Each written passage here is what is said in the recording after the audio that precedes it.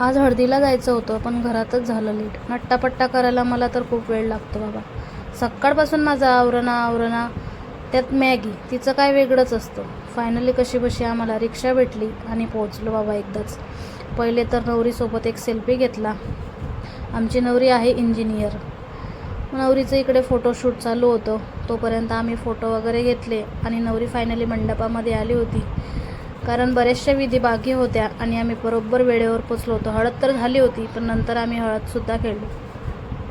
आणि आमच्याकडे खानदेशामध्ये एक अशी पद्धत आहे, हे नवरीचे डोळे झाकून घेतात बायका आणि या परडीमध्ये वाण असतं. नवरीच्या हातामध्ये खोबऱ्याचं तुकडं आणि गुळाचा खडा असं देऊन बाई वाण घे आणि नवऱ्याजवळ नाव सांगून दे असं नवरीलाच बोलायला लावतात. तेव्हा ते वाण ती समोरच्या बाईच्या हातामध्ये देते आणि हे वाण नवरीला दिसता कामा नये म्हणून नवरीचे डोळे झाकले जातात.